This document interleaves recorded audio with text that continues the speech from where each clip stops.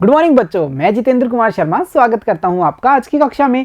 आज की कक्षा में बच्चों हम पढ़ने वाले हैं कक्षा 5 की पर्यावरण अध्ययन की पुस्तक अपना परिवेश का 18वां अध्याय, जिसका नाम है तरह तरह के घर। प्यारे बच्चों, अपना घर किसे पसंद नहीं, हमें सबसे अच्छा लगता है ना अपना घर होता है। तो आज के इस अध्याय में हम जानेंगे इन्हीं घरों के बारे में। साथ ही साथ हम चर्चाएं करेंगे कि घरों के प्रकार कौन कौन से हैं, यानी किस किस प्रकार के घरों को हम हमारे आसपास देखते हैं, इनके निर्माण में कौन कौन सी सामग्री की आवश्यकता पड़ती है, घरों का क्या उपयोग है, क्या विशेष स्थलों पर जैसे तटवर्ती प्रदेशों पर अलग प्रकार के घर होंगे या पहाड़ी क्षेत्रों पर बनने वाले घर अलग प्रकार के होंगे। अगर ऐसा है तो ऐसा क्यों है, मतलब कि ये घर इस प्रकार से क्यों बनाए जाते हैं, क्यों पहाड़ी क्षेत्र पर बने हुए मकानों की छतें ढालू होती हैं, क्यों समुद्री तटीय क्षेत्रों पर बनाए गए मकान लकड़ी के बनाए जाते हैं।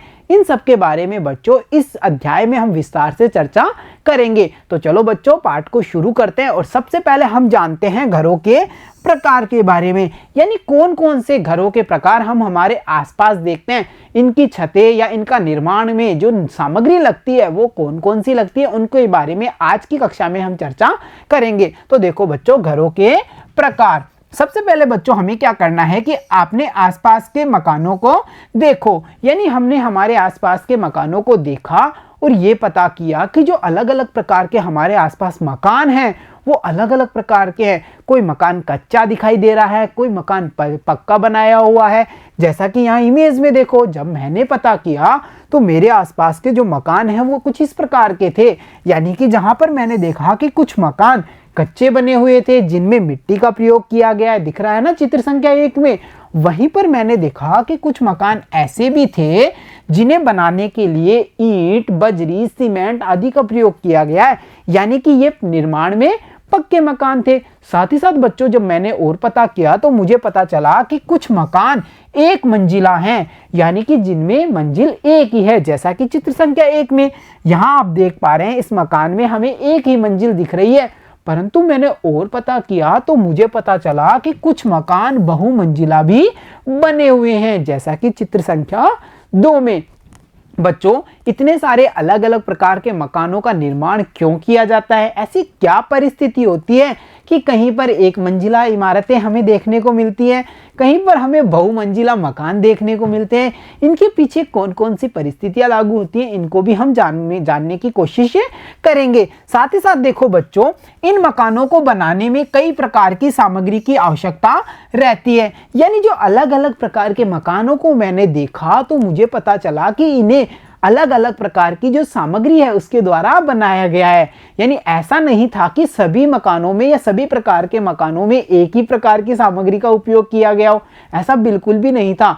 अलग अलग प्रकार के जो मकान हैं या घर हैं उन्हें तैयार करने के लिए अलग अलग प्रकार की सामग्री का उपयोग किया गया था। और बच्चों कई मकान तो ऐसे थे जो महलों की तरह मुझे बड़े ही आकर्षक लग रहे थे, जैसा कि इस मकान की इमेज को आप देख पा रहे हैं।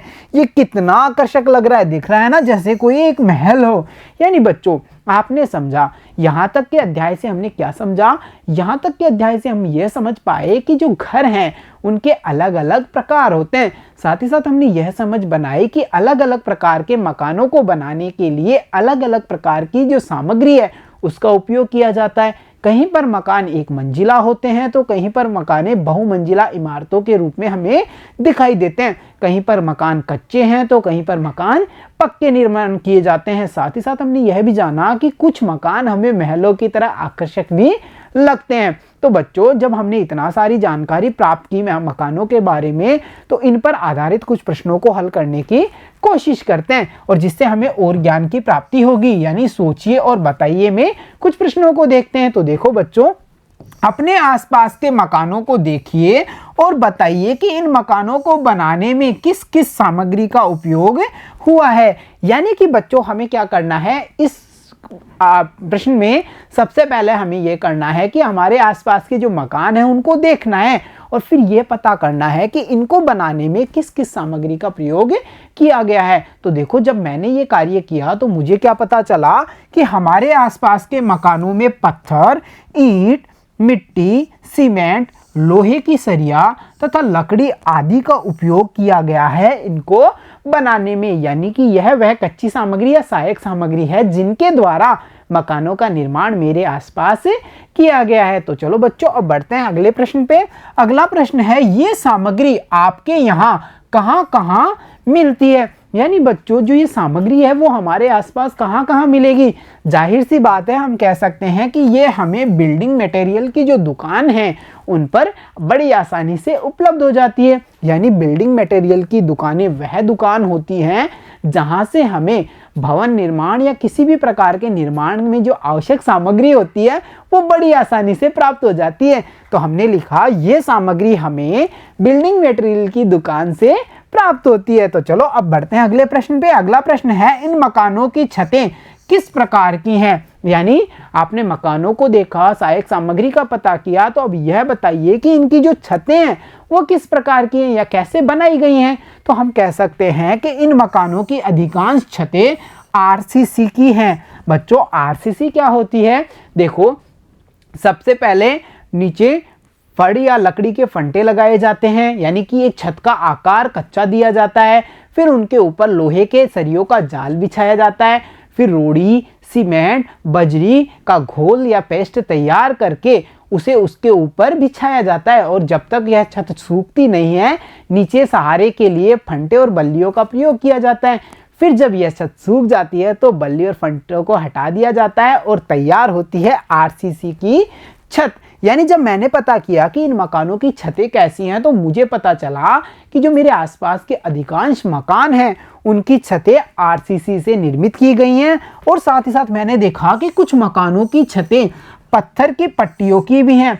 यानी आपने देखा होगा कि जो पत्थर होता है उसे समतल और आयताकार पट्टी का रूप दिया जाता है काट करके, और उसके द्वारा भी छतों का निर्माण किया जाता है। तो ये दो स्थितियों की छतें या दो प्रकार की छतों को मैंने अपने आसपास देख करके पता किया। तो देखा बच्चों आपने, हमने भवन और भवन के निर्माण से जुड़ी हुई जो प्रक्रिया है, जैसे छत या जो सहायक सामग्री है, उनके बारे में जानकारी प्राप्त की है। तो चलो बच्चों अब पाठ में आगे बढ़ते हैं और देखते हैं हमारा अगला प्रश्न कौन सा होने वाला है। तो अगला प्रश्न है कि आपके मकान को बनाने में कौन सी सामग्री का उपयोग किया गया है? भाई आप लोगों ने आसपास के मकान देखे और उनका पता किया कि उनमें कौन कौन सी सामग्री लगाई गई है।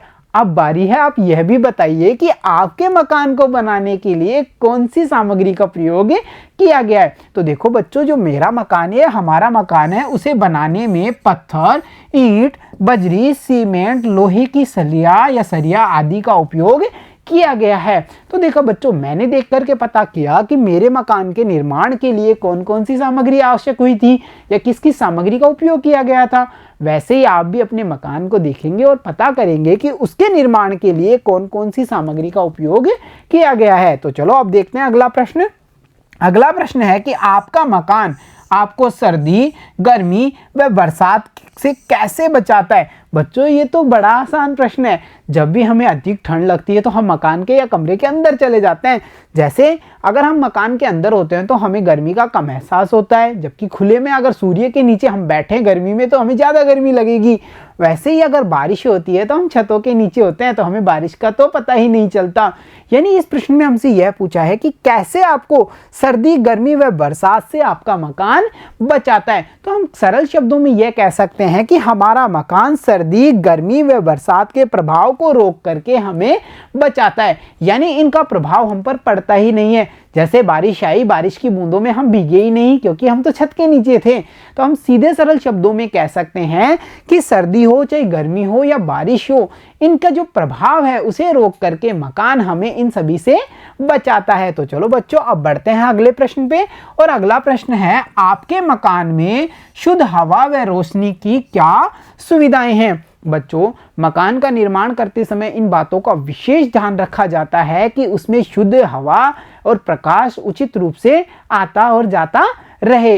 यानी उसमें वेंटिलेशन का पूरा ध्यान रखा जाता है तभी मकान को स्वस्थ मकान माना जाता है। तो हमसे पूछा गया है कि आपके मकान में शुद्ध हवा व रोशनी की क्या क्या सुविधाएं हैं। तो बच्चों इन सब के लिए रोशनदान बनाए जाते हैं, या फिर हम कह सकते हैं इन सब के लिए दरवाजे व खिड़कियों की सुविधा भी हमारे मकान में है। यानी कि बच्चों मकान निर्माण के समय यह विशेष रूप से ध्यान देने योग्य बात है कि मकान का निर्माण कुछ इस प्रकार से कराया जाए कि उसमें शुद्ध हवा और रोशनी के लिए पर्याप्त उपलब्धता हो या पर्याप्त सुविधाएं हो, यानी कि उसमें शुद्ध हवा का आना जाना रहे और पर्याप्त रोशनी का भी आना जाना लगा रहे, तभी मकान को स्वस्थ मकान कहा जाता है। तो देखा बच्चों आपने, आज की इस कक्षा में हमने जानकारी प्राप्त की घरों के प्रकार के बारे में, साथ ही साथ हमने मूलभूत या बेसिक समझ बनाई है कि मकानों के निर्माण में अलग अलग सामग्री का प्रयोग किया जाता है।